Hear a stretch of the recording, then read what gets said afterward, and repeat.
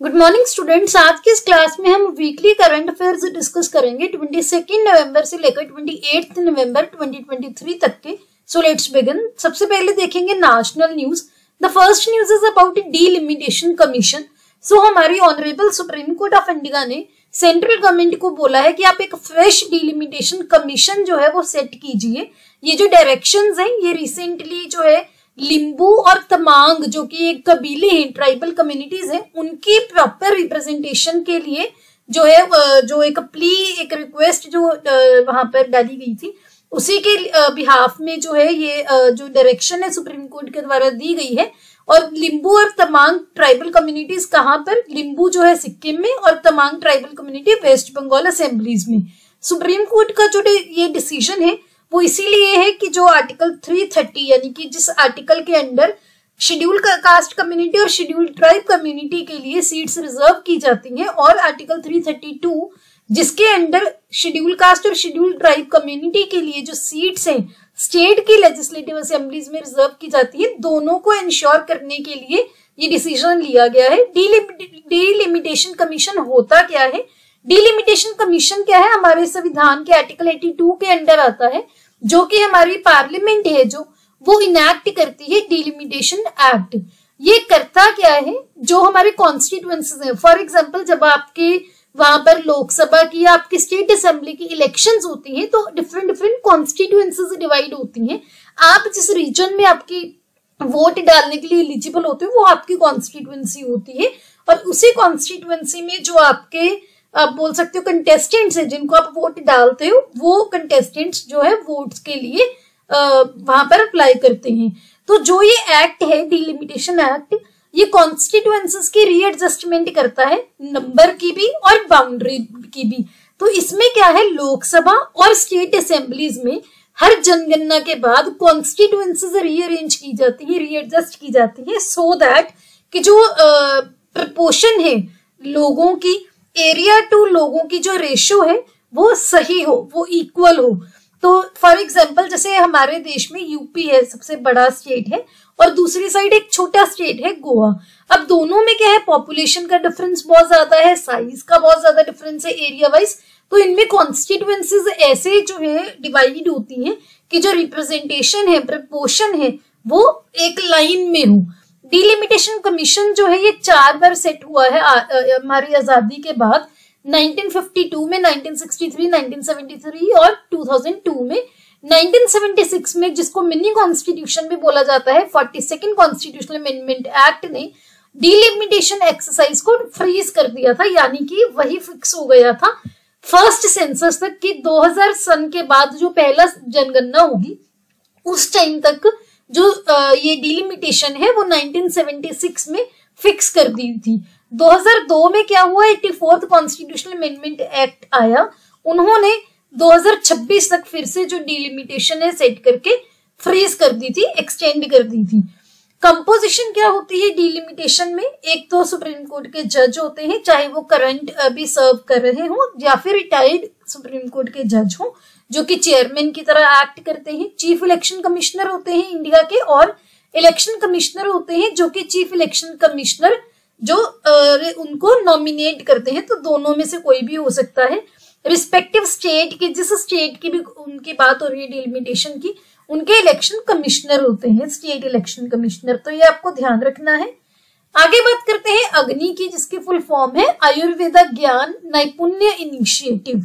ये जो इनिशिएटिव है मिनिस्ट्री ऑफ आयुष के अंडर एक ऑर्गेनाइजेशन है, central council for research in Ayurveda sciences, उन्होंने लॉन्च की है आयुर्वेदा ज्ञान नैपुण्य इनिशिएटिव फिजिशियंस के लिए जो कि आयुर्वेद फील्ड में प्रैक्टिस करते हैं। न्यू दिल्ली में ये हुआ था।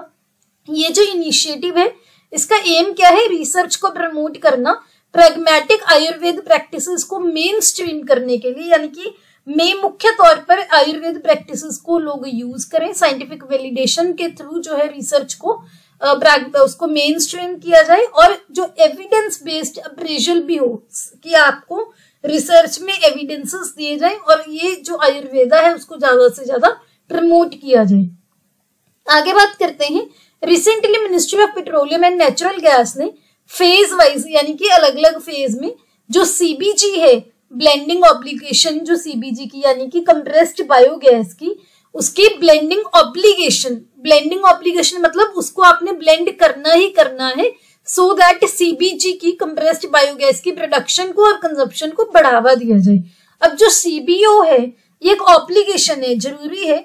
यहाँ पर क्या होता है, जो फ्यूल्स है पुराने भी ट्रेडिशनल भी और जो ऑल्टरनेटिव फ्यूल हमने निकाले हैं पोल्यूशन वगैरह कम करने के लिए, इन चीजों के लिए, वो ब्लेंड किए जाते हैं यानी कि मिक्स किए जाते हैं अलग अलग जो भी एक्यूरेट परसेंटेज होती है उसके अकॉर्डिंग, सो दैट हम पेट्रोलियम को डिस्प्लेस कर सकें। सीबीजी क्या है, कंप्रेस्ड बायोगैस, ये एनर्जी रिच गैस है जो कि एनएरोबिक डिकम्पोजिशन, ये टर्म याद रखनी है, एनएरोबिक जो डिकम्पोजिशन होती है बायोमास की, जैसे कि एग्रीकल्चर रेजिड्यू हो गया, कैटल डंग हो गया, शुगर केन ट्रेस मड हो गया, म्यूनिसिपल सॉलिड वेस्ट हो गया, इन चीजों की एनएरोबिक डिकम्पोजिशन होती है। जो सीबीजी है इसमें क्या क्या होता है, मीथेन जिसका फॉर्मूला होता है CH4, then carbon dioxide CO2 और कम लेवल्स होते हैं हाइड्रोजन सल्फाइड और अमोनिया के, अमोनिया NH3। तो कंप्रेस्ड बायोगैस जो है CNG जो कि ट्रांसपोर्ट में, कार्स वगैरह में, गाड़ियों वगैरह में, ट्रांसपोर्टेशन में यूज होती है, और PNG जो आप घरों में यूज करते हो, सिटी गैस डिस्ट्रीब्यूशन सेक्टर की, वहां पर क्या किया है, इंट्रोड्यूस की है, मैंडेटरी कर दी है। आगे बात करते हैं साड़ी वॉकाथॉन की। साड़ी वॉकाथन क्या है, मिनिस्ट्री ऑफ टेक्सटाइल ने लॉन्च किया है, एक इलेक्ट्रॉनिक रजिस्ट्रेशन पोर्टल है साड़ी वॉकाथॉन के लिए, जिसका एम क्या है, जो हैंडलूम साड़ी कल्चर है इंडिया का उसको प्रमोट करना। तो वन भारत वन साड़ी जो वॉकाथॉन है ये कहाँ पर है, मुंबई के MMRD ground Bandra Kurla complex में, और वहां पर क्या है, साड़ीज जो है हमारी हैंडलूम साड़ी कल्चर उसको प्रमोट किया जाना है। नेक्स्ट बात करते हैं नशा मुक्त भारत अभियान की। इसके under recently department of social justice और एम्पावरमेंट एंड इस्कॉन, इन दोनों के बीच में मेमोरेंडम ऑफ अंडरस्टैंडिंग साइन हुआ है। इसमें क्या होगा, जो यंग लोग हैं, जो यूथ है, इनको बचाया जाएगा कि वो जो है ड्रग्स को यूज ना करें। जो हमारे प्रधानमंत्री नरेंद्र मोदी जी का विजन है नशा मुक्त अभियान का, उसी की अलाइनमेंट में ही ये MOU साइन हुआ है। नशा मुक्त भारत अभियान 15 अगस्त 2020 को जो है लॉन्च किया गया था ministry of social justice and empowerment के द्वारा, तो ये आपको ध्यान में रखना है। आगे बात करते हैं India Australia rise accelerator programme की। भारत का जो नीति आयोग का अटल इनोवेशन मिशन है और ऑस्ट्रेलिया का नेशनल साइंस एजेंसी, इन्होंने मिलकर rapid innovation and startup expansion यानी कि राइज एक्सेलरेटर प्रोग्राम लॉन्च किया है। अब ये करेगा क्या, ऑस्ट्रेलिया और इंडिया की जो सर्कुलर इकोनॉमी में स्टार्टअप्स हैं और small to mid size enterprises हैं, इनको सपोर्ट करेगा। अब सर्कुलर इकोनॉमी क्या होती है, ऐसी इकोनॉमी जहां पर प्रोडक्ट्स को दोबारा अगर यूज करोगे, अब रीयूज करोगे, उनको वेस्ट किए बिना, स्क्रैप किए बिना दोबारा से यूज करोगे, नए रिसोर्सेज उनमें से निकालोगे, तो आपको इंसेंटिव्स दिए जाते हैं, वो होती है सर्कुलर इकोनॉमी। तो ये आपको ध्यान रखना है। आगे बात करेंगे साथी की। साथी इनिशिएटिव क्या है, मिनिस्ट्री ऑफ एजुकेशन ने IIT कानपुर के साथ मिलकर लॉन्च किया है, जो कि open learning and assessment platform है और स्टूडेंट्स को बिल्कुल फ्री ऑफ कॉस्ट अवेलेबल है। इसमें आर्टिफिशियल इंटेलिजेंस का यूज किया जाता है स्टूडेंट्स के साथ इंटरेक्ट करने के लिए, और हर स्टूडेंट की जो लर्निंग स्पीड है उसके अकॉर्डिंग ये कस्टमाइज होता है। ये अभी क्यों न्यूज में था, क्योंकि मिनिस्ट्री ऑफ एजुकेशन ने हमारे राज्य सरकारों को बोला है कि आप जो साथी प्लेटफॉर्म है, जिसकी फुल फॉर्म है self assessment test and helpful for entrance exams, इनको बच्चों को यूज करने के लिए ज्यादा से ज्यादा उनको एनकरेज करें कि जो स्टूडेंट्स है वो ज्यादा से ज्यादा साथी प्लेटफॉर्म को यूज करें। आगे बात करते हैं right to information RTA act 2005 की। ये क्यों न्यूज में था, क्योंकि सेंट्रल गवर्नमेंट ने रिसेंटली जो Indian computer emergency response team है CERT-IN, इसको RTA से एग्जम्प्ट कर दिया है, यानी कि अब CERT-IN से आप कोई भी इंफॉर्मेशन RTA के अंडर जो है वो नहीं डिमांड कर सकते। Department of personnel and training ने नोटिफिकेशन इशू की है इसके लिए कि जो CERT-IN है इसको RTA एक्ट के सेकंड शेड्यूल में ऐड किया जाता है। तो ये सेकंड शेड्यूल ये ध्यान रखना है। RTA एक्ट क्या है, ये सिटीजन्स को, नागरिकों को राइट देता है कि आपके किसी भी सेंट्रल पब्लिक अथॉरिटी से इंफॉर्मेशन एक्सेस कर सकते हो, लेकिन उसमें क्या है, ट्रांसपेरेंसी तो वो प्रमोट करेगा ही करेगा, अकाउंटेबिलिटी भी करेगा। कुछ चीजें होती हैं, वो कंडीशंस ऑब्वियसली रहती हैं, लेकिन आरटी एक्ट के अंदर आप इंफॉर्मेशन सीख कर सकते हो, किसी से इंफॉर्मेशन पूछ सकते हो, पब्लिक अथॉरिटी से। आगे बात करते हैं हमारे संविधान के 9th शेड्यूल के बारे में। ये क्यों न्यूज में था? जो 9th शेड्यूल है ये है कि ये हमारे संविधान में फर्स्ट कॉन्स्टिट्यूशनल अमेंडमेंट के साथ हमने ऐड किया था आर्टिकल 31B के अंडर। जो भी लॉज, कोई सेंट्रल लॉ है, कोई स्टेट लॉ है, वो 9th शेड्यूल के अंडर अगर इंक्लूड किया जाता है तो वो कोर्ट में जो है उसको चैलेंज नहीं कर सकते कि ये जो एक्ट है वो फंडामेंटल राइट को वायलेट करता है। तो ये न्यूज में क्यों था? जो बिहार की स्टेट गवर्नमेंट है उन्होंने सेंट्रल गवर्नमेंट को बोला कि जो बिहार में रिसेंटली एक लॉ अमेंड किया है जिससे कास्ट बेस्ड जो रिजर्वेशन है वो 50% से 65% कर दी है, उसको उस लॉ को 9th शेड्यूल में इंट्रोड्यूस किया जाए, ऐड किया जाए, सो दैट उसको चैलेंज ना कोई कर सके। लेकिन सुप्रीम कोर्ट ने आईआर कोहिलियो वर्सेस तमिलनाडु केस में बोला भी था कि अगर कोई भी लॉ 9th शेड्यूल में 24 अप्रैल 1973 के बाद में ऐड होगा और वो अगर फंडामेंटल राइट को वायलेट करता होगा तो वो चैलेंज हम कर सकते हैं, अगर वो बेसिक स्ट्रक्चर को अंडरमाइन करता हो, बेसिक स्ट्रक्चर को डिस्टर्ब करता हो, बेसिक स्ट्रक्चर की जो भी चीजें हैं उसको वायलेट करता हो। तो ये चीज आपको ध्यान रखनी है। आगे बात करते हैं world's first 3D printed temple की। इसकी मैं आपको पहले पिक्चर दिखाती हूँ। तो ये इसकी पिक्चर है, यहाँ पर आप देख सकते हैं, एक तो ये, एक ये तो ये क्या है मैं आपको दिखाती हूँ। यहाँ पर भी क्लियर पिक्चर आप देख सकते हो, ये है और इधर है। तो ये तेलंगाना ने रिसेंटली दुनिया का पहला 3D प्रिंटेड टेम्पल अनवील किया है, जो कि तेलंगाना के सिद्दीपेट जिले में है। 4000 स्क्वायर फीट में बना हुआ है। इसके ये टेम्पल में क्या है, 3 सेंक्टम्स हैं, अलग अलग जो डीटीज हैं, अलग अलग देवताओं को डेडिकेट किया हुआ है। एक तो है मोदक जो कि भगवान गणेश जी को डेडिकेट किया गया है, एक है शिवालय जो कि भगवान शंकर जी को, शिव जी भगवान जी को डिवोट किया हुआ है, एक है लोटस शेप्ड सेंचुरी जो कि माता पार्वती को डेडिकेट की हुई है। तो ये तीनों ऐसे बनाई हुई हैं, तो आपको ध्यान रखना है। दुनिया का अगर क्वेश्चन आ जाए कि दुनिया का पहला 3D प्रिंटेड टेम्पल कौन से देश में है, इंडिया में। इंडिया में कहां पर? तेलंगाना में। तेलंगाना में कहां पर? सिद्दीपेट में। नेक्स्ट न्यूज है chair of international sugar organisation के बारे में। सो इंटरनेशनल शुगर ऑर्गेनाइजेशन ने रिसेंटली 63rd काउंसिल मीटिंग में जो एक अनाउंसमेंट की है कि इंडिया जो है वो 2024 के लिए इंटरनेशनल शुगर ऑर्गेनाइजेशन की चेयर होल्ड करेंगे। तो इसके जो इंटरनेशनल शुगर ऑर्गेनाइजेशन है, इसका हेडक्वार्टर कहाँ पर है? लंदन में। इंडिया क्या है, जो शुगर है उसका लार्जेस्ट, सबसे ज्यादा बड़ा कंज्यूमर भी है और सेकंड लार्जेस्ट, दूसरे नंबर पर प्रोड्यूसर भी है। फर्स्ट जो सबसे बड़ा प्रोड्यूसर है शुगर का ब्राजील, सेकंड पर है इंडिया, कंज्यूमर इंडिया है सबसे बड़ा। तो ये दोनों चीजें ध्यान रखनी है। जो ब्राजील है ये वेस्टर्न हेमिस्फीयर में लीडिंग कंट्री आती है अगर आपको डिवाइड करना है, लेकिन अकेले ईस्टर्न हेमिस्फीयर की बात करेंगे तो वहां पर इंडिया जो है लीडिंग कंट्री है। इंडिया में जो है अलग अलग राज्य में कहां पर शुगर की कितनी होती है? सबसे ज्यादा होती है यूपी में, फिर है महाराष्ट्र में, देन है कर्नाटका में।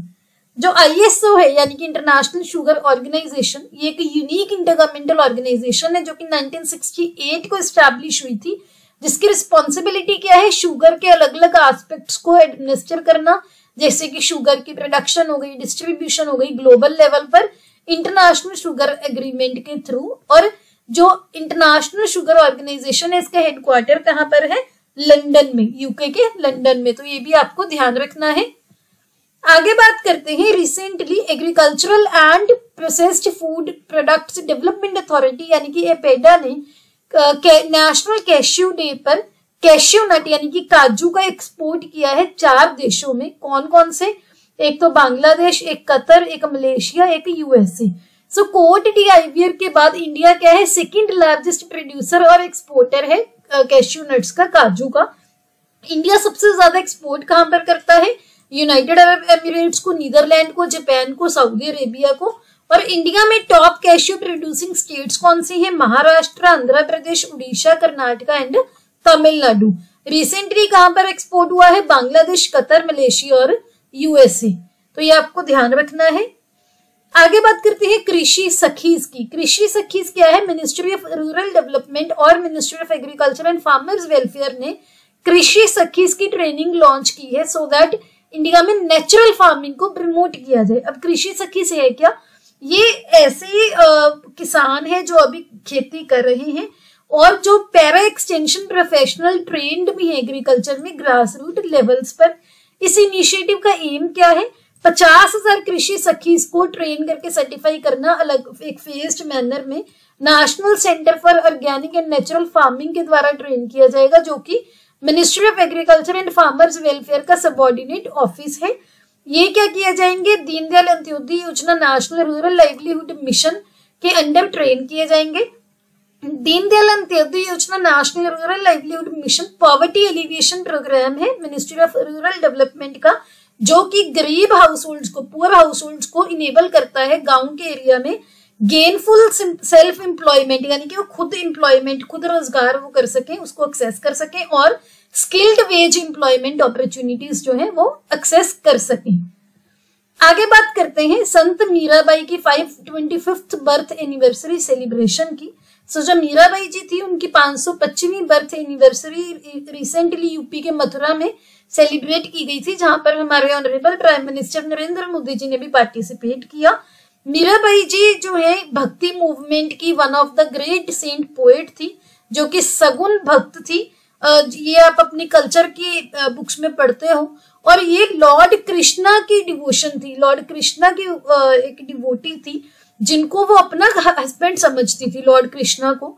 ये सेंट रविदास जी हैं जो उनकी डिसाइपल थी, उनकी शिष्य भी थी।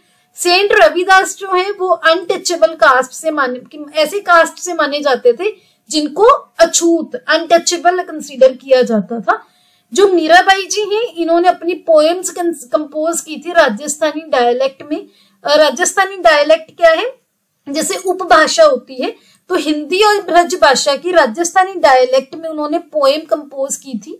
कौन कौन सी फेमस है उनकी? एक तो मेरे तो गिरिधार गोपाल, पाओ जी मैंने राम रतन धन पायो। तो ये सबसे फेमस पोएम्स है, नाम ध्यान में रखना, कई बार डायरेक्टली पूछ ली जाती हैं। आगे बात करते हैं, सॉरी ये स्लाइड रिपीट हो गई। अब बात करते हैं इंटरनेशनल न्यूज की।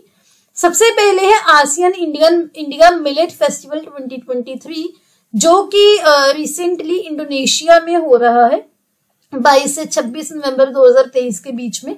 इंडियन मिशन टू आसियान और ministry of agriculture and farmers welfare ने कोलैबोरेट किया था इसको ऑर्गेनाइज करने के लिए। और ये इंटरनेशनल ईयर ऑफ मिलेट्स जो कि 2023 को रिकॉग्नाइज किया गया है, उसके पार्ट की तरह सेलिब्रेट की गई है। आसियान मेंबर स्टेट्स कौन कौन सी हैं? Brunei, Cambodia, Indonesia, Laos, Malaysia, Myanmar, Philippines, Singapore, Thailand और वियतनाम। ये आसियान मेंबर स्टेट्स हैं। यहाँ पर आप देख भी सकते हैं Myanmar, Thailand, Cambodia, Singapore, Indonesia, Malaysia, Vietnam, Laos, Philippine, Brunei. और ये साउथ ईस्ट एशियन नेशंस की एसोसिएशन है, साउथ ईस्ट एशिया में आती हैं ये सारी, तो आपको ध्यान रखना है। आगे बात करते हैं इंडिया बाउंड शिप को रिसेंटली हाईजैक किया गया, जिसका नाम है गैलेक्सी लीडर। ये सदर्न रेड सी में हाईजैक की गई येमेन की हाउथी रिबेल्स के द्वारा। हाउथी रिबेल्स जो है ये नदरन येमेन को कंट्रोल करते हैं और रेड सी कोस्ट को। इन्होंने बोला कि जो वेसल है इजरायली है, ये चीज आपके लिए इंपॉर्टेंट नहीं है। आपके लिए क्या इंपॉर्टेंट है? ये लोकेशन जो आपको पूछ सकते हैं। यहाँ पर है रेड सी, मैं कलर चेंज करती हूँ, यहाँ पर है रेड सी। इसकी बाउंड्रीज किस किस के साथ लगती हैं? एरिट्रिया, सूडान, इजिप्ट, इधर आप देख सकते हैं सऊदी अरेबिया और येमेन। तो ये आपको ध्यान में रखनी है। इस साइड जो है मेडिटेरेनियन सी है, ये भी आपको ध्यान रखना है। गल्फ ऑफ सुइज यहाँ पर है, तो रेड सी को गल्फ ऑफ सुइज जो है मेडिटेरेनियन से कनेक्ट करती है। इसके अलावा आपने यहाँ पर बाबल मंडेब है, ध्यान रखनी है। यहाँ पर जिबूती है, यहाँ पर गल्फ ऑफ एडन है। तो ये आपको मैप में पता होनी चाहिए, इंपॉर्टेंट पोजीशंस हैं। आगे बात करते हैं साइक्लोन मिचोंग की, जो कि माना जा रहा है कि बंगाल की खाड़ी यानी कि बे ऑफ बंगाल को हिट करेगा और इस साल 2023 में बे ऑफ बंगाल में आने वाला चौथा साइक्लोन होगा। ये जो साइक्लोन है अगर ये बनता है तो इंडियन वाटर में आने वाला 6th होगा 2023 में और बे ऑफ बंगाल में 4th। जो मिचोंग नाम है साइक्लोन का वो किसने सजेस्ट किया था? म्यांमार ने। तो ये आपको पॉइंट्स ध्यान रखने हैं। आगे है साइक्लोन मिथिली। साइक्लोन मिथिली जो है वो बांग्लादेश की कोस्ट पर लैंडफॉल किया, बांग्लादेश को हिट किया है। ये आप देख सकते हो, ये सारा बांग्लादेश का एरिया है, ये ग्रीन से आपको दिखाया गया है। मिथिली नाम किसने दिया था? मालदीव्स ने। तो दोनों में कंफ्यूज नहीं होना, ध्यान में रखना है। आगे है Noor Abu Dhabi. Recently Noor Abu Dhabi ये यूनाइटेड अरब एमिरेट्स का one of the world's largest stand alone operational solar plant है, यानी कि वर्ल्ड का सबसे बड़ा अकेला जो खुद स्टैंड अलोन ऑपरेशनल चलेगा भी ऑपरेशनल है सोलर प्लांट है, जिसकी टोटल कैपेसिटी 1.2 गीगावाट है। तो नूर अबू धाबी का नाम याद रखना है, डायरेक्टली पूछ लिया जा सकता है कि नूर अबू धाबी क्या है। देन है बाइलेटरल करेंसी स्वैप एग्रीमेंट, जो कि पीपल्स बैंक ऑफ चाइना और central bank of Saudi Arabia ने साइन किया है। टर्म स्वैप का क्या मतलब होता है? एक्सचेंज, दोनों करेंसीज को आप एक्सचेंज कर सकते हो। दोनों जो कंट्रीज जिनमें कॉन्ट्रैक्ट हुआ एक दूसरे को स्पेसिफाइड अमाउंट में लोन देंगे अपनी खुद की करेंसी में या फिर किसी भी मेजर करेंसी में। दोनों की ट्रेड जो अरेंजमेंट होगा वो ट्रेडिंग खुद की लोकल करेंसी में होगा। तो ये चीज मेन ध्यान रखनी है कि जो ट्रेडिंग है अपनी खुद की लोकल करेंसी में करेंगे।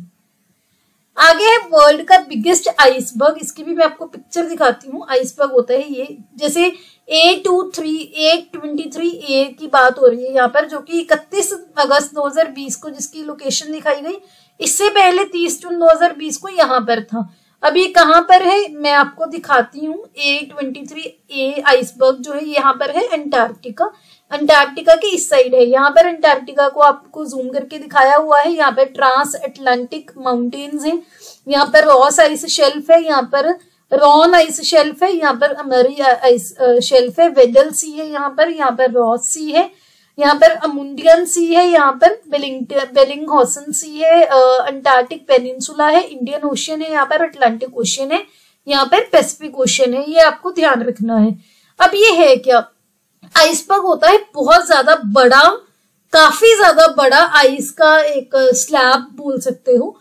सो इसका नाम है A23A, जो कि रियर जर्नी पर चल पड़ा है। काफी साल ये स्टेशनरी रहा, यानी कि इसकी मूवमेंट नहीं हुई ऑलमोस्ट 30-35 साल तक।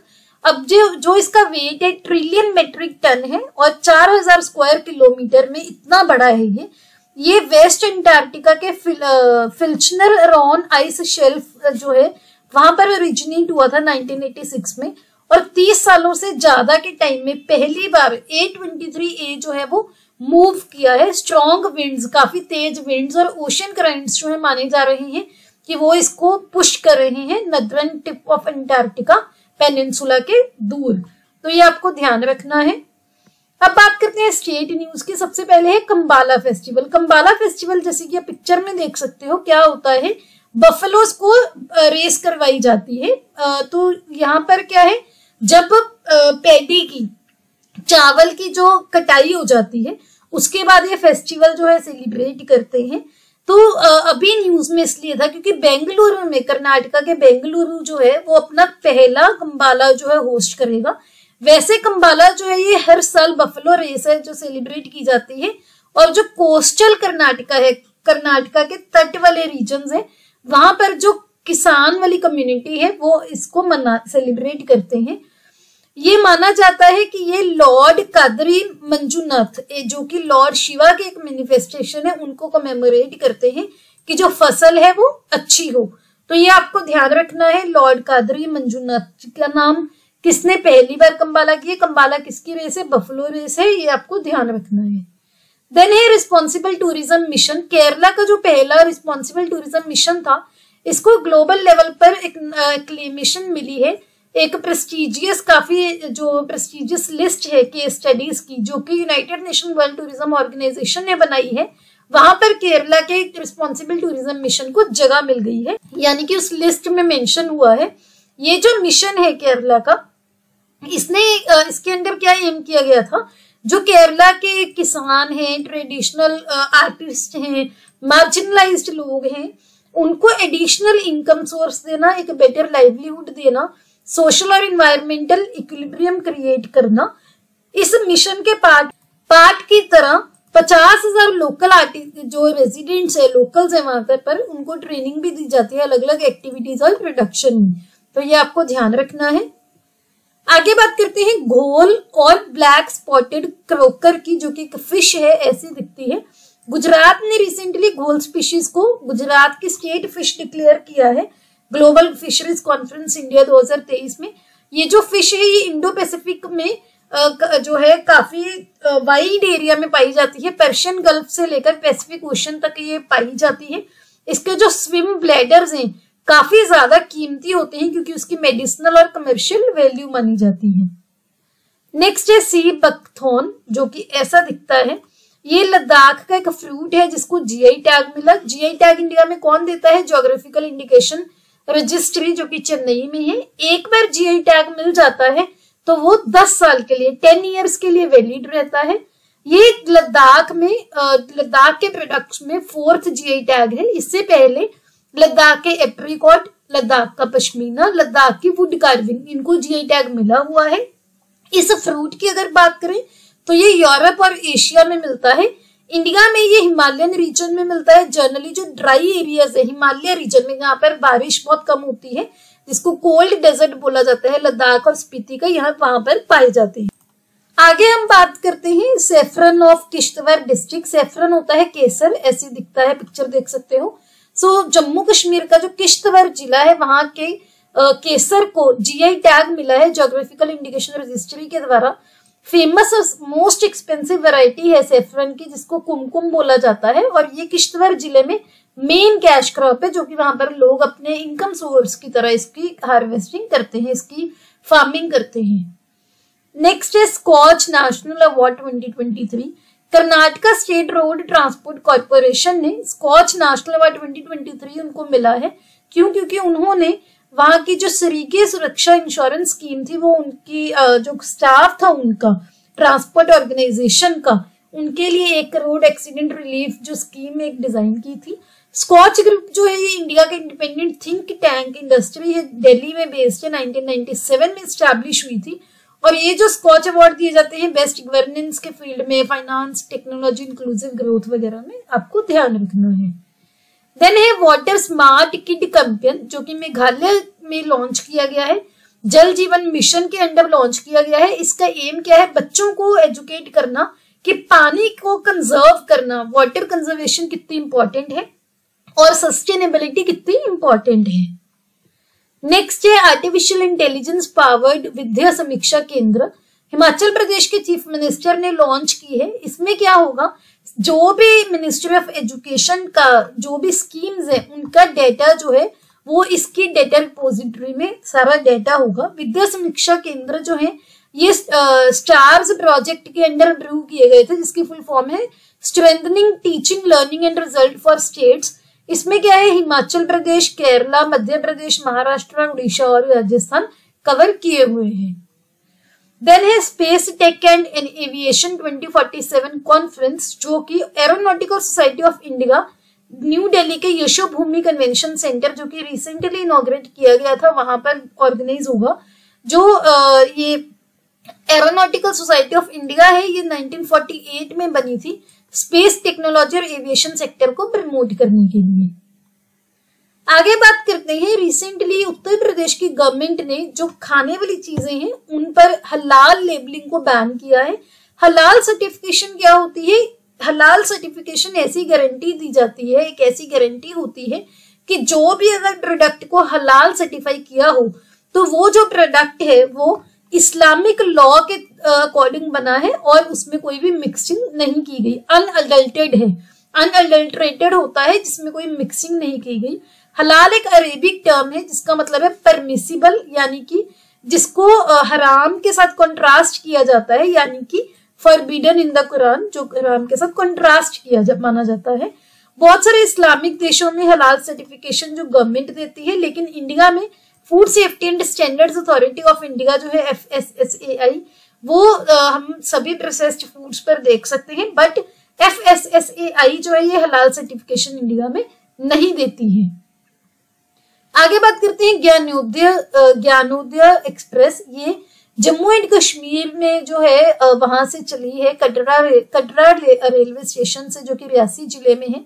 ये जो प्रोजेक्ट है इसको कॉलेज ऑन व्हील्स का नाम दिया गया है। इसमें क्या है 700 गर्ल स्टूडेंट्स जो हैं उनको यूनिवर्सिटीज की यूटी में उनको एम्पावर किया जाएगा। इसमें क्या है महात्मा गांधी जी की लाइफ से इंस्पिरेशन लेते हुए एक एपिक ट्रेन जर्नी जो है वो स्टार्ट की गई है कि अलग अलग बैकग्राउंड के लोगों से उनको इंटरेक्ट करवाया जाएगा।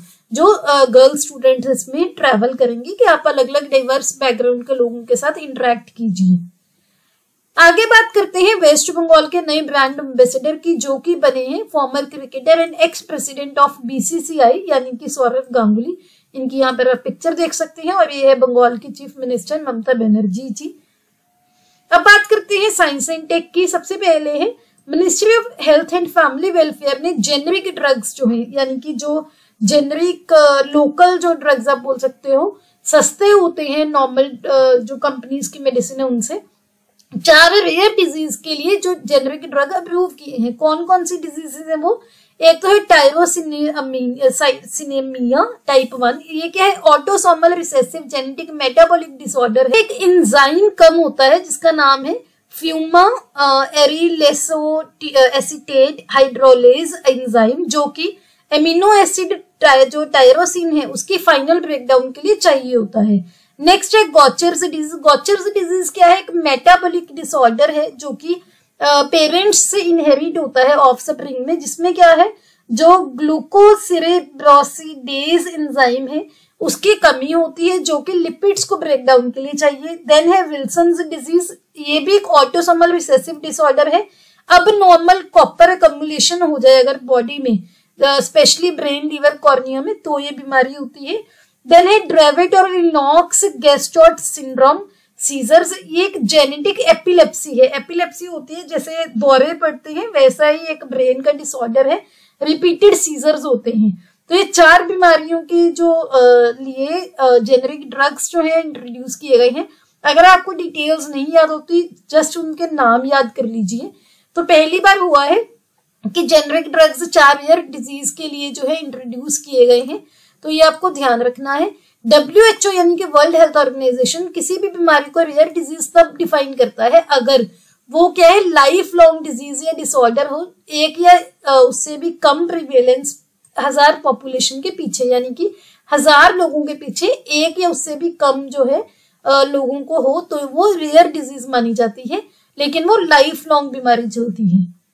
देन है टेंटेलम। टेंटेलम क्या है? रिसेंटली जो पंजाब की सतलुज रिवर है की सैंड है वहां पर टेंटेलम पाया गया है जो कि एक रेयर मेटल है। किसके द्वारा पाया गया है? IIT रोपड़ के रिसर्चर्स के द्वारा। टेंटेलम एक रेयर मेटल है जिसका एटॉमिक नंबर है 73। इसका जो नाम है वो एक ग्रीक माइथोलॉजिकल फिगर है टेंटेलस, उसी के नाम पर ये मेटल का नाम पड़ा था। एक्सपर्ट्स के अकॉर्डिंग जो टेंटेलम की प्रेजेंस है पंजाब के लिए तो सही सिग्निफिकेंट है ही है, लेकिन इंडिया के लिए भी है। क्यों? क्योंकि जो ये मेटल है ये इलेक्ट्रॉनिक्स और सेमीकंडक्टर्स में बहुत बड़े लेवल पर यूज किया जाता है। इसमें जो है हाई करोजन रेजिस्टेंस होती है, यानी कि जो जंग होती है, जो करोजन होती है वो नहीं लगती इस पे। जब भी एयर में एक्सपोज होगा जैसे लोहे को जंग लग जाती है, इसको नहीं लगती। ये एक ऑक्साइड लेयर बना लेता है जो कि बहुत डिफिकल्ट होती है रिमूव करनी, जब ये स्ट्रॉन्ग और हॉट एसिड एनवायरनमेंट में भी इंटरेक्ट करता है तब भी। तो ये काफी इंपॉर्टेंट है, आपको ध्यान रखना है।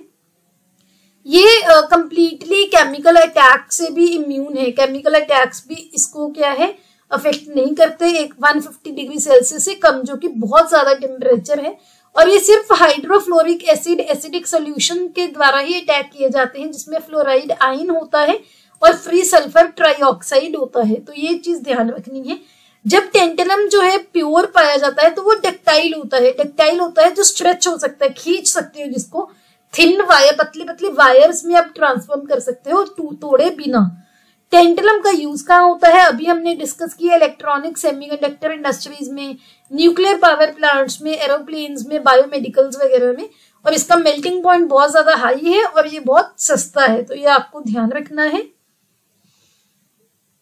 आगे बात करते हैं एवियन इन्फ्लुएंजा H9N2 वायरस की, जो कि इन्फ्लुएंजा ए वायरस की एक सब टाइप है जो कि ह्यूमन जो इन्फ्लुएंजा भी होता है, जिससे बर्ड फ्लू भी होता है। पूरी दुनिया में ये जो जंगली बर्ड्स हैं, वाइल्ड बर्ड्स में पाया जाता है और बहुत सारे एरियाज में पोल्ट्री में भी एंडेमिक है। ट्रांसमिशन कैसे होती है? अगर आप इन्फेक्टेड पोल्ट्री का कांटेक्ट में आ जाए या कंटेमिनेटेड एनवायरनमेंट के कांटेक्ट में आ जाए तो ये तब ट्रांसमिट होता है। रिसेंटली चाइना में जो है H9N2 का आउटब्रेक देखा गया है, जो कि मिनिस्ट्री ऑफ हेल्थ जो है हमारी यूनियन हेल्थ मिनिस्ट्री काफी ध्यान से मॉनिटर कर रही है कि कोविड की तरह ना हो, कि इंडिया में फैलने से इसको हम बचा सकें। आगे है IISR Chandra, Indian institute of spices research, जो कि केरला के कोझिकोडे में है। उन्होंने एक ब्लैक पेपर, काली मिर्च की एक नई वैरायटी बनाई है जिसका नाम है IISR चंद्रा। रिसर्च टीम जो है IISR में, उन्होंने एक यूनिक अप्रोच फॉलो की है। एक चोलामुंडी और थोम्मन कोड़ी, ये दोनों वैरायटीज है ब्लैक पेपर की, इनको क्रॉस, इनकी ब्रीडिंग करवाकर ये जो ब्रीड बनाई गई है IIS चंद्रा। ये काली मिर्च जो पेड़ पर होती है ऐसी दिखती है, आपको ध्यान रखना है। आगे है इंटरनेशनल स्पेस स्टेशन के बारे में न्यूज। इंटरनेशनल स्पेस स्टेशन क्या है? हमारी धरती के आसपास क्या है, ये धरती है मान लो, तो धरती के आसपास ऑर्बिट कर रहा है, ये धरती के आसपास ऐसे घूम रहा है। एक बड़ा स्पेस क्राफ्ट है जो कि एस्ट्रोनॉट्स और क्रू के लिए घर की तरह काम करता है, वो वहां पर रहते हैं। स्पेस स्टेशन को एक यूनिक साइंस लेबोरेटरी भी माना जाता है। ये यूरोपियन देश हैं जो जिनको यूरोपियन स्पेस एजेंसी रिप्रेजेंट करती है, नासा, जाक्सा, कनाडा की जो स्पेस एजेंसी है, रोस्कोसमोस जो कि रशिया की स्पेस एजेंसी है, इनकी पार्टनरशिप है। इंडिया इसमें नहीं शामिल है। 20 नवंबर 1998 को जो है जारिया जो कि मॉड्यूल था एक, उन्होंने रशिया का एक प्रोटॉन रॉकेट जो है वो लॉन्च किया था कजाकिस्तान से ISS का, इंटरनेशनल स्पेस स्टेशन का कॉर्नरस्टोन बनाने के लिए, तो ये आपको ध्यान रखना है। आगे बात करते हैं ई प्राइम लेयर की। ई प्राइम लेयर क्या क्यों न्यूज में था? इंटरनेशनल टीम ऑफ रिसर्चर्स ने एक स्टडी की जहां पर उन्होंने एक नई लेयर ई प्राइम लेयर की फॉर्मेशन, अर्थ की कोर के आउटर मोस्ट पार्ट पर एक नई लेयर बन रही है, ये रिवील किया है। सबसे पहले तो आप अर्थ की जो लेयर्स है उसका एक मॉडल देखिए। ये इंटीरियर ऑफ अर्थ का एक मॉडल बनाया गया है। यहाँ पर आप देख सकते हैं सबसे ऊपर जो लिथोस्फीयर होता है उसमें क्या क्या होता है? Continental crust, oceanic crust, upper most mental जो 100 किलोमीटर तक का एरिया है लिथोस्फीयर वाला। देन जो मोल्टन एस्थेनोस्फीयर है, एस्थेनोस्फीयर सॉलिड फॉर्म में mantle transition, then lower mantle, outer molten core और इनर सॉलिड कोर। तो ये जो है इंटीरियर ऑफ अर्थ का मॉडल है। अब जो यहाँ पर कोर है, आउटर मोस्ट पार्ट है जो कोर का, वहां पर एक लेयर नई बन रही है, ये रिवील किया गया है, जिसको नाम दिया गया है ई प्राइम लेयर। जो रिसर्च ने ये सजेस्ट किया है कि जो टेक्टोनिक प्लेट्स होती हैं वो सरफेस वाटर को कैरी करती हैं, वो अर्थ के डीप डेप्थ में पानी को ट्रांसपोर्ट कर रही हैं बिलियन ईयर्स से। तो कोर मेंटल बाउंड्री, जहां पर कोर की और मेंटल की जो बाउंड्री है, जैसे मैं आपको यहाँ पर दिखाती हूँ, ये जो आप बोल सकते हो कोर मेंटल बाउंड्री, वहां पर क्या है जो ये पानी है जब वो पहुंचता है 1800 माइल्स बिलो द सरफेस, तो पानी क्या करता है?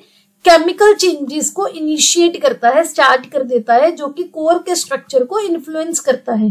जो साइंटिस्ट है उन्होंने ये ऑब्जर्व किया है कि सबडक्टेड वाटर जो है ये केमिकली रिएक्ट करता है कोर मटेरियल के साथ हाई प्रेशर के अंडर। ये जो रिएक्शन है इससे क्या होता है? Hydrogen rich silicon depleted layer बनती है आउटर कोर में, एक फिल्म लाइक स्ट्रक्चर को रिजेंबल करते हुए। आगे बात करते हैं ऑ मिशन की, AWE, जिसकी फुल फॉर्म है एटमॉस्फेरिक वेव एक्सपेरिमेंट। ये जो मिशन है ये नासा लॉन्च करेगा इंटरनेशनल स्पेस स्टेशन में। AWE ऑ मिशन जो है ये नासा का एक पहले एक्सपेरिमेंट है जो कि टेरेस्ट्रियल यानी कि जो अर्थ वाला जो सरफेस है और स्पेस का जो वेदर है, अर्थ का वेदर और स्पेस के वेदर में इंटरप्ले को एक्सप्लोर करेगा। ये क्या करेगा? एयर ग्लो को एग्जामिन करेगा, जो कि लाइट के कलरफुल बैंड्स हैं अर्थ के एटमॉस्फेयर में, वो ये देखेगा कि जो फोर्सेस हैं, कौन से फोर्सेस जो है स्पेस वेदर को ड्राइव करती हैं अपर एटमॉस्फेयर में। ये भी देखेगा कि जो एटमॉस्फेरिक ग्रेविटी वेव्स जो हैं उनको भी मेजर करेगा मीजोपॉज पर। मीजोपॉज क्या है? एटमॉस्फेरिक लेयर जो कि 87 किलोमीटर से स्टार्ट होती है, उस वहां पर ग्रेविटी वेव्स को मॉनिटर करेगा।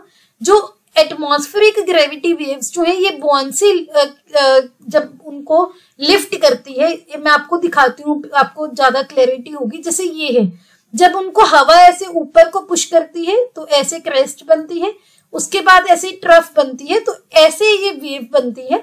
तो जो हवा है जब उसको ऊपर को लिफ्ट करती है तो क्रेस्ट बनती है वेव की। अब जो ग्रेविटी गुरुत्वाकर्षण है वो इसको नीचे लेके आती है, तो इसकी क्या बनती है? ट्रफ बनती है वेव की। तो ऐसे बनती है, तो ये आपको ध्यान रखनी है। एटमॉस्फेरिक वेव एक्सपेरिमेंट मिशन जो है इंटरनेशनल स्पेस स्टेशन पर जाएगा और जो टेरेस्ट्रियल और स्पेस वेदर का इंटरप्ले है उसको एक्सप्लोर करेगा। आगे बात करते हैं जूस मिशन की, जिसकी फुल फॉर्म है जुपिटर आइसी मून्स एक्सप्लोरर, जो कि यूरोपियन स्पेस एजेंसी का मिशन है। ये डबल ग्रेविटी असिस्ट को यूज करेगा पहली बार अर्थ और मून से, सो दैट वो जुपिटर की तरफ जूस को प्रिपेल कर सके। डबल ग्रेविटी असिस्ट क्या है? एक टेक्निक है जिससे कोई भी स्पेसक्राफ्ट जो है गुरुत्वाकर्षण फील्ड को यूज करके दो सेलेस्टियल बॉडीज की एक स्पीड बूस्ट उसको मिल जाए।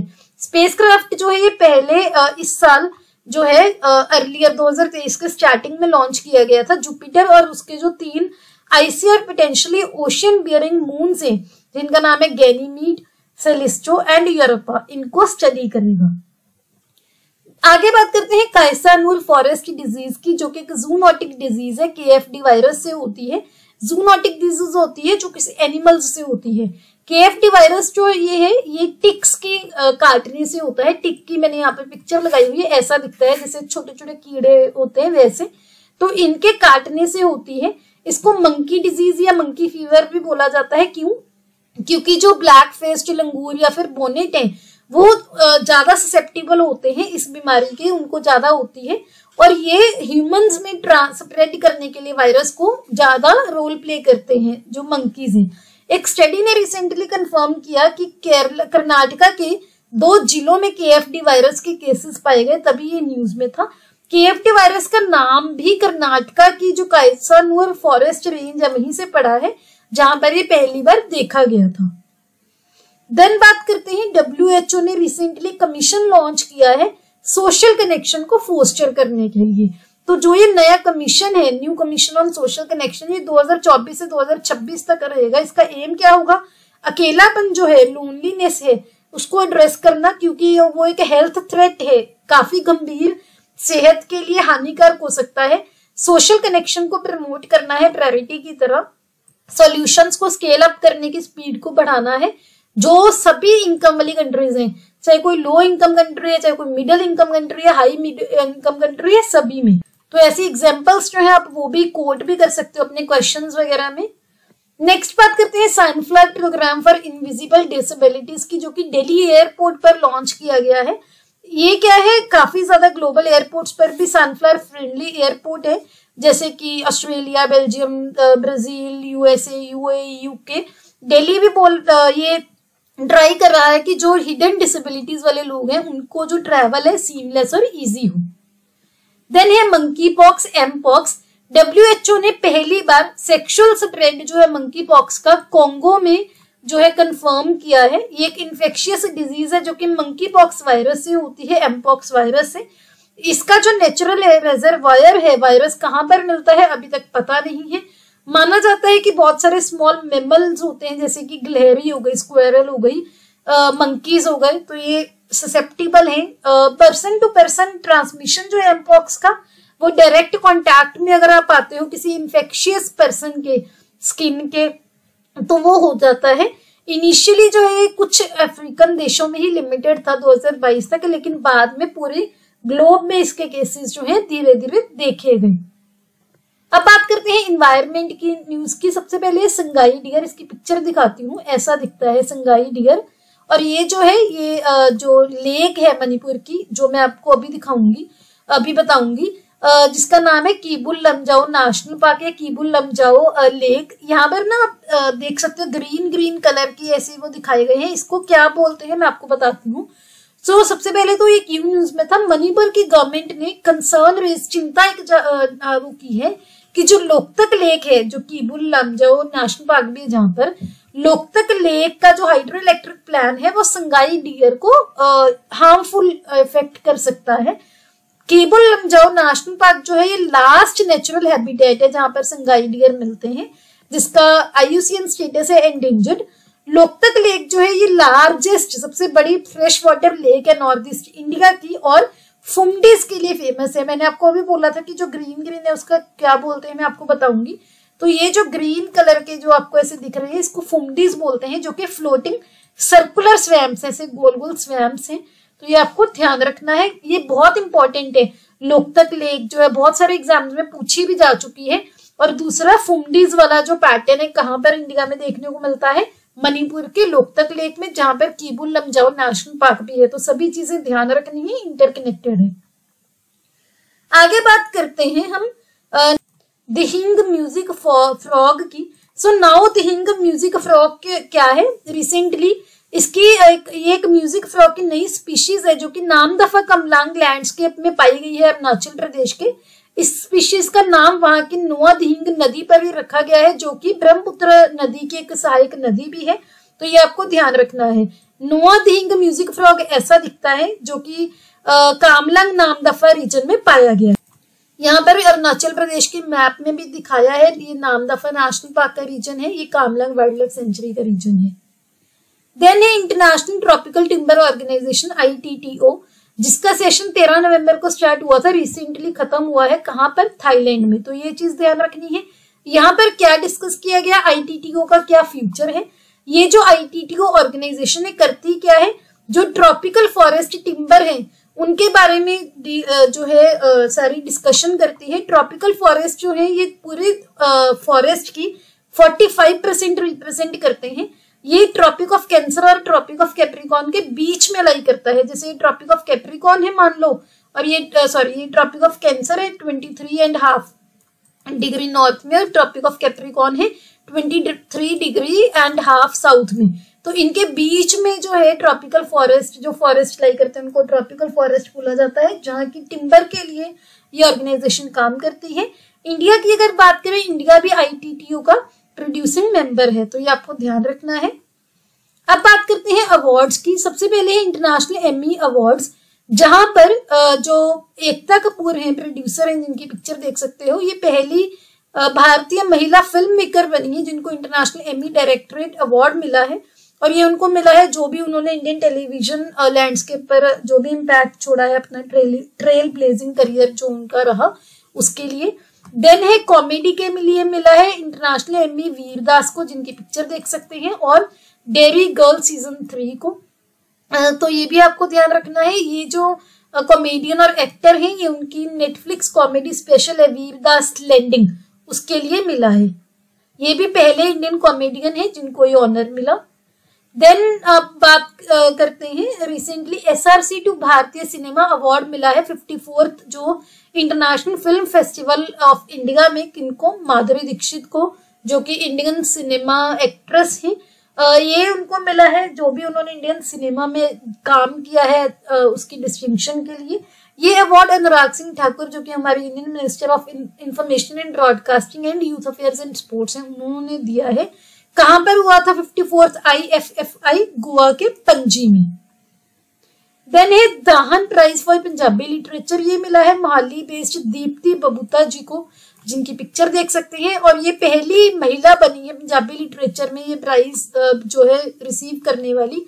ये उनकी जो भुख इयों साह लेंदी है, यानी कि भूख इयों साह लेंदी है, हंगर ब्रीड्स लाइक दिस, ये इनकी स्टोरी कलेक्शन है, उसके लिए मिली है ये। दाहन प्राइज जो है लार्जेस्ट इंटरनेशनल लिटरेरी अवार्ड है फिक्शन बुक्स के लिए पंजाबी लैंग्वेज में, तो ये ध्यान रखना है। देन बात करते हैं, रिसेंटली फर्स्ट प्राइज मिला है best state in inland fisheries में उत्तर प्रदेश को, तो ये आपको ध्यान रखना है। प्लेन एरियाज की कैटेगरी में यहाँ पर यूपी आपको दिखाया गया है, जिसकी बाउंड्रीज इंटरनेशनल बाउंड्री नेपाल के साथ भी लगती है, ध्यान रखना है। आगे है मनोहर पर्रिकर युवा साइंटिस्ट अवार्ड। पहला वर्जन था ये इस अवार्ड का, जो कि गोवा की गवर्नमेंट ने दिया। किनको मिला है, डॉक्टर मथवरज एस, जो कि UR राव सैटेलाइट सेंटर है इसरो का, वहां पर एक साइंटिस्ट हैं, उनको मिलेगा ये नेक्स्ट मंथ। तो ये उनकी पिक्चर आप देख सकते हो।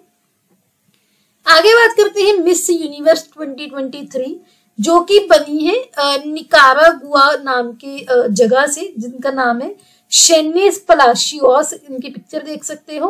ये जो है मिस यूनिवर्स का, इनको इस बार मिस यूनिवर्स कंडक्ट कहाँ पर हुआ था? एल सेल्वेडोर में, जिसकी आप यहाँ पर मैं लोकेशन आपको दिखाती हूँ। एल सेल्वेडोर ये है जी, यहाँ पर दिखाया गया है। यहाँ पर कैरेबियन सी है, यहाँ पर पनामा जो कि काफी इंपॉर्टेंट एक सिग्निफिकेंट कैनाल है। देन है पैसिफिक ओशन, इधर आपका आ गया नॉर्दर्न अमेरिका सारा, यूएस मैक्सिको इधर सारा आ गया, और इस साइड आ गया आपका सदर्न अमेरिका, साउथ अमेरिका। अब बात करते हैं डिफेंस की। सबसे पहले naval antiship missile short range, जिसको इन शॉर्ट बोलते हैं NASMSR, जो कि पहली indigenous air launched antiship cruise missile है। इंडियन नेवी के लिए डेवलप की गई है। इंडियन नेवी ने DRDO के साथ एसोसिएशन में जो है ये डेवलप की है एक सी किंग 42B हेलीकॉप्टर से। ये DRDO ने डेवलप की, हमने अभी बात की। और ये अटैक हेलीकॉप्टर से आप लॉन्च कर सकते हो, मिसाइल हेलीकॉप्टर से लॉन्च हो सकेगी। ये जो मिसाइल है सी ईगल मिसाइल्स को रिप्लेस करेगी, जो कि अभी इंडियन नेवी यूज करती है। तो दोनों के नाम याद रखने हैं, सी ईगल मिसाइल का भी और NASMSR ये मिसाइल का भी, सी किंग 42B हेलीकॉप्टर का भी।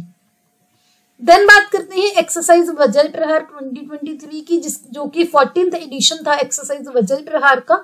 ये जो एक्सरसाइज है इंडिया और USA की स्पेशल जॉइंट स्पेशल फोर्सेस की एक्सरसाइज है, जो कि रिसेंटली मेघालय के उमरोई में हुई है। 21 नवंबर से स्टार्ट हुई है, 11 दिसंबर तक चलेगी।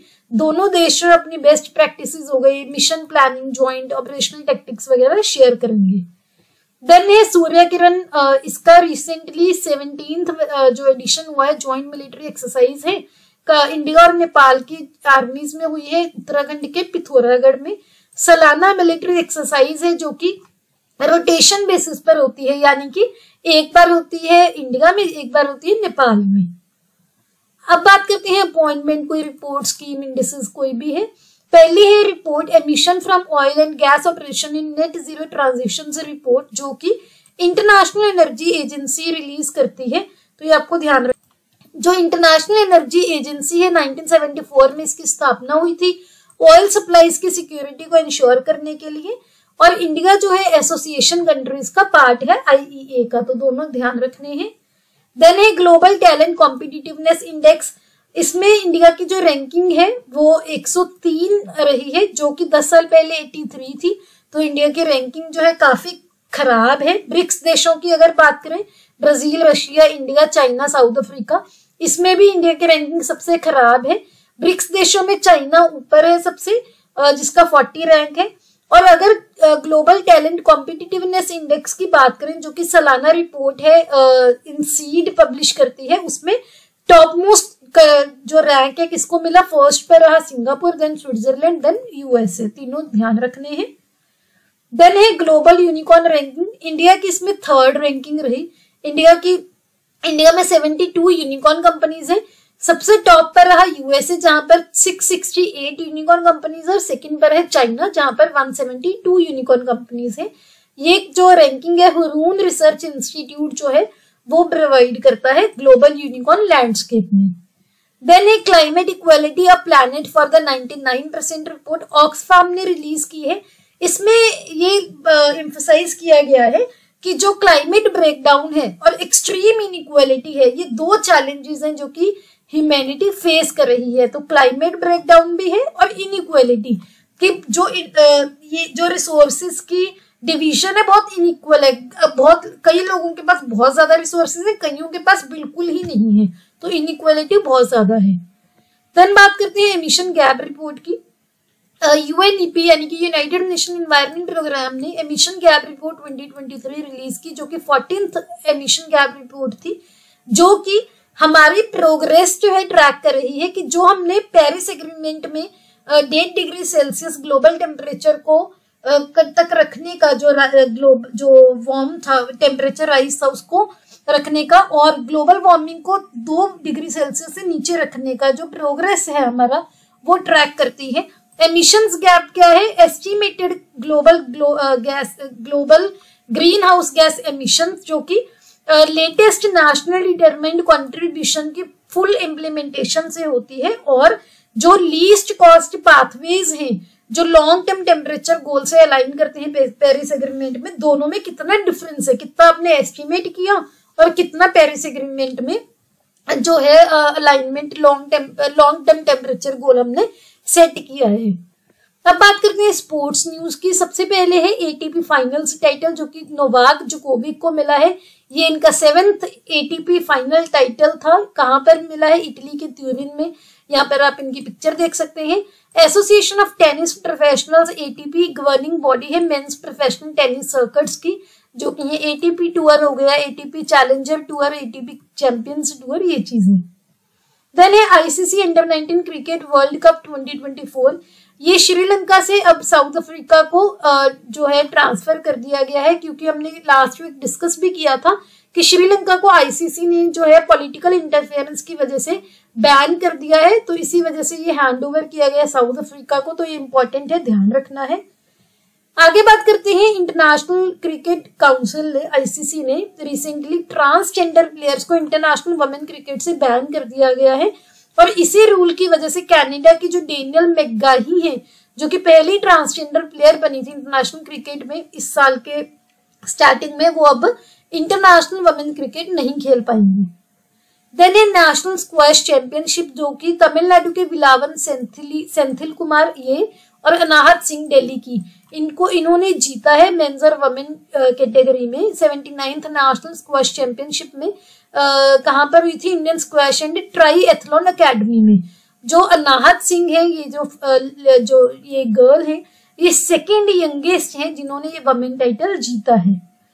आगे बात करते हैं वर्ल्ड आईबीएसएफ बिलियार्ड चैंपियनशिप 2023 की, जो कि पंकज अडवाणी इंडिया के जो इंडिया के प्लेयर है, इनको मिला है। ये इनका 26 वर्ल्ड टाइटल था। ये जो बिलियार्ड चैंपियनशिप थी कतर के दोहा में हुई थी। देन है खेलो इंडिया पैरा गेम्स। पहली बार खेलो इंडिया पैरा गेम्स होंगी।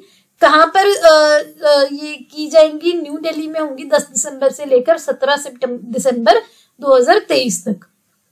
देन है वर्ल्ड वुशु चैंपियनशिप। वुशु में ये सारी स्पोर्ट्स होती हैं जो आपको यहाँ पर दिखाई गई हैं। रोशिबिना देवी, कुशल कुमार और छवि, इन्होंने मेडल्स जीते हैं रिसेंटली। जो 16th वर्ल्ड वुशु चैंपियनशिप हुई थी यूएसए में, इंडिया के प्लेयर्स हैं तीनों, और इंडिया की 18th पोजीशन रही मेडल टेबल में। इंडिया ने 3 मेडल जीते हैं, जिसमें से 1 सिल्वर और 2 ब्रॉन्ज मेडल रहे। अब बात करते हैं मिसलेनियस न्यूज की। सबसे पहले बीबीसी 100 वुमेन 2023 लिस्ट। इसमें 4 इंडियन वुमेन को लिस्ट में इंक्लूड किया गया है। एक तो दिया मिर्जा जो कि एक्ट्रेस है, हरमनप्रीत कौर जो कि क्रिकेटर है इंडिया की, आरती कुमार राव जो कि फोटोग्राफर है, और तिब्बतन बुद्धिस्ट नन है जेत्सुम्मा तेंजिन पाल्मो। तो ये आपको ध्यान रखना है। एग्जांपल्स आप वुमेन एम्पावरमेंट जैसे टॉपिक में कोट भी कर सकते हो। देन है नेट पोलरेक्स 9।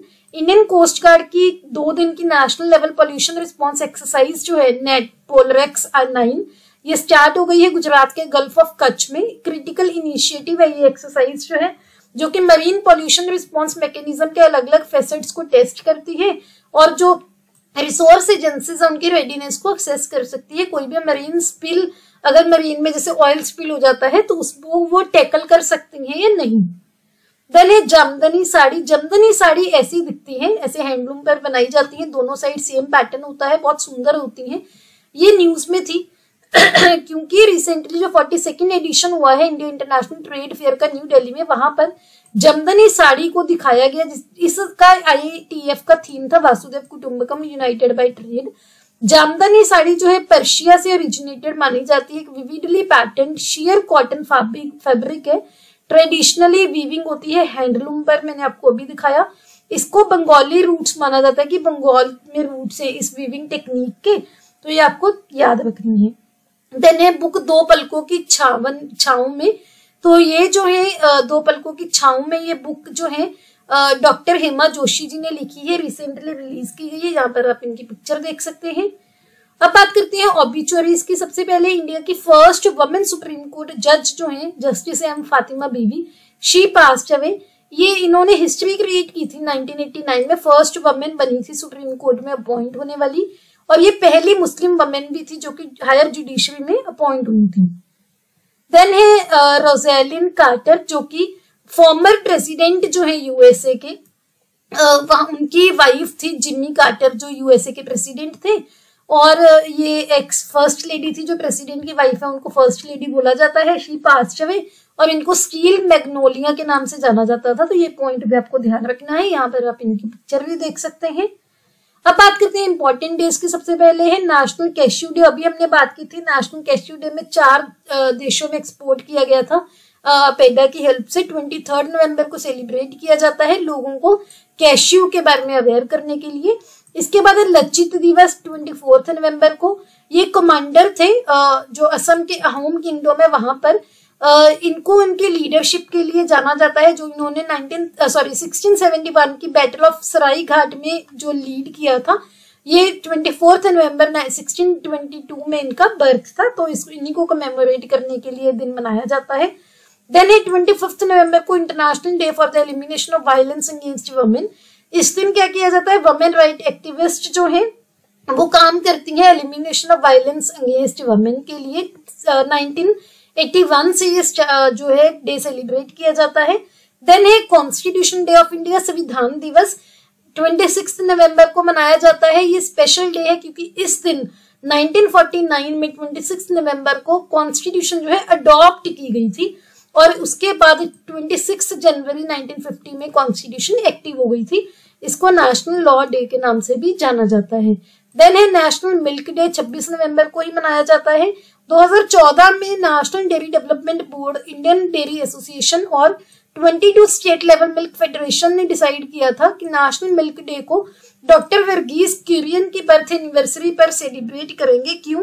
डॉक्टर वर्गीस क्यूरियन जो है इनको father of white revolution in India भी बोला जाता है, और ये ऑपरेशन फ्लड के लिए फेमस है, जो कि दुनिया का सबसे बड़ा एग्रीकल्चरल प्रोग्राम के नाम से जाना जाता है। देन है गुरुपूरब, जो कि सिखों के पहले गुरु श्री गुरु नानक देव जी का गुरुपूरब था 27 नवंबर को। श्री गुरु नानक देव जी प्रकाश उत्सव भी बोला जाता है। इस दिन फर्स्ट सिख गुरु जी का बर्थ जो है उनका जन्म दिवस सेलिब्रेट किया जाता है। देन है रेड प्लैनेट डे, 28 नवंबर को मनाया जाता है। इस दिन क्या है, जो मैरिनर 4 स्पेसक्राफ्ट था वो लॉन्च हुआ था 28 नवंबर 1964 को, उसको कमेमोरेट किया जाता है। इसकी बिल्कुल फ्री ऑफ कॉस्ट पीडीएफ जो है हमारे टेलीग्राम चैनल और व्हाट्सएप चैनल पर मिल जाएगी, जिसके लिंक आपको डिस्क्रिप्शन में मिल जाएंगे। हमारे बाकी के सोशल मीडिया हैंडल से लिंक इनके भी आपको डिस्क्रिप्शन में मिल जाएंगे। अगर आपको ये वीडियो अच्छी लगी please hit the like button, अपने दोस्तों के साथ वीडियो को शेयर कीजिए। Don't forget to subscribe to my channel. See you tomorrow at 8 o'clock। Have a nice day.